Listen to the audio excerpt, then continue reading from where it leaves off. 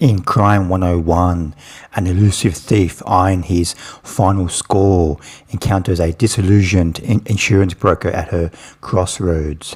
As their paths intertwine, a relentless detective trails them, hoping to thwart the $1 million heist that they are planning.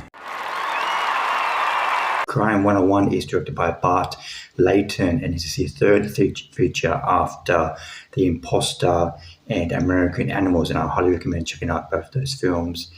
And Crime 101 is being released in US cinemas starting February 13. Bart Layton started off with the documentary The Imposter from 2012, one of my favorite films from 2012. And his second film, American Animals, is sort of a mix between, it's like a docudrama, a mix between narrative and documentary elements, and he's gone full into narrative filmmaking with Crime 101. But even this film, Crime 101, has like sometimes like a very specific, precise documentary type feel to it sometimes as well. Crime 101 is a very enthralling, suspenseful crime thriller, type of crime thriller that we don't really get anymore in theaters. Like they're usually relegated to streaming. And this film, I highly recommend checking out this film, Crime 101. At the first 20 minutes of the film and in the last 20 minutes of the film are just like a roller coaster ride in suspense, and you're just glued to the screen. Like it's like people crisscrossing each other and twists and turns and everything, and it's just those prologue and the final 20 minutes of the scene is very, very engaging. And what's happening in between those two scenes in the middle is we follow the Chris Hemsworth character, the thief, the Halle Berry character, the insurance broker, and the Mark Ruffalo character, the police detective. All three characters, they're all in a point in their life where they really want something more. They're not really content with their life, and they're this close to being where they want to be in their life.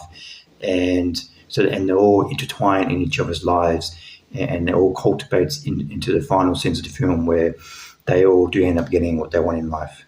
And this film is also stacked with a whole bunch of supporting characters, such as Corey Hawkins as Chris Hemsworth, police partner, and Monica Barbaro as a love interest for Chris Hemsworth, and Barry Keoghan as another thief who works for Nick Nolte. And Nick Nolte is kind of like Chris Hemsworth, like pimp, like crime pimp, where he finds jobs for him. And Barry Keoghan is like a new kid on the block. He's kind of a bit of a hot wire thief.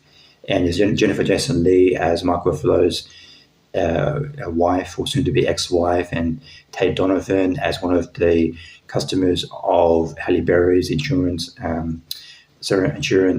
company. And even if some of these characters only have like one scene or just a few lines, they all have a chance to make the most of their roles, and they all stand out in the small roles that they're given. And I love how this updates the crime thriller to the 2026, so it just incorporates like email hacking and just also all the technology that we have now. It incorporates all of that type of technology to how criminals and how police can track criminals. And sometimes it's a little bit far-fetched, so like it just, when the police can't find, like don't have the correct camera angle or something like that, it gets a little bit far-fetched, or it's so convenient that they hit a crossroad because of the limited technology. But I did like how the film did really update the crime thriller to current times. But for me, even though this is a very, very engaging and entertaining crime thriller, and I highly recommend checking out this film, there's something for me that's keeping it from being one of the best.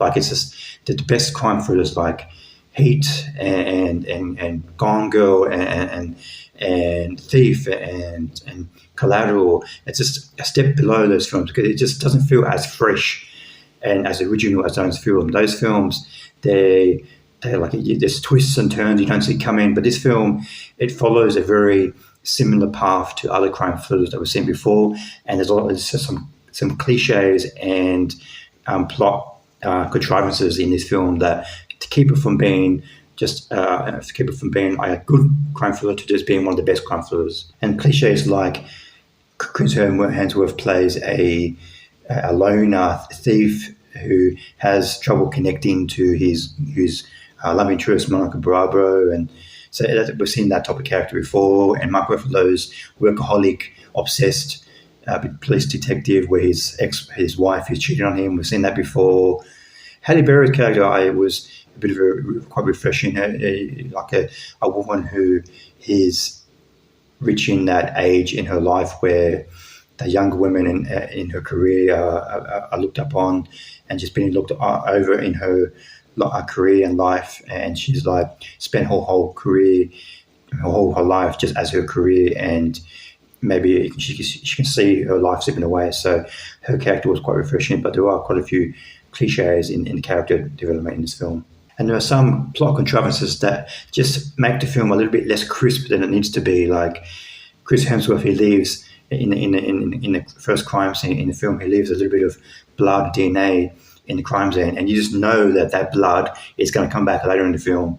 And also another one is Mark Ruffalo just happens to be in the same yoga studio as Halle Berry's character, and you just know when they meet in that yoga studio that their meeting will eventually happen later on in the film. And these two plot contrivances are very crucial to the plot. They drive the plot going forward. So I just feel a little bit not as crisp and as a little bit contrived compared to other crime thrillers we've seen before. I had to go through the performances in this film. Chris Hemsworth, he has the most difficult job in this film because he's very internalized, but I like how he's compared to some of the other crime thrillers where they're always perfect and meticulous. He comes across as more human, and he makes mistakes, and you can see like his past coming back to him. So he has the most difficult role in this film, and he does deliver. And Halle Berry, she gets quite a few scenes to show off her range in this film, and she's very engaging. And Mark Ruffalo as well, he really manages to like avoid a lot of the cliches and predictabilities with this type of obsessed police detective character. So all three in this film really bounce off each other and were very strong in this film. I give Crime 101 4 stars out of 5. This is a very engaging, tense, thrilling crime thriller. I can highly recommend checking out this film. It's not really a type of film we get in theatres very often. So and it has a very outstanding performance from Chris Hemsworth and Halle Berry and Mark Ruffalo. So if you're in the mood for a very twisty, suspenseful crime thriller, then I definitely recommend checking out this film, Crime 101. Thanks for watching. What do you think of Crime 101? Please comment below what you thought of the film. See you next time. Bye.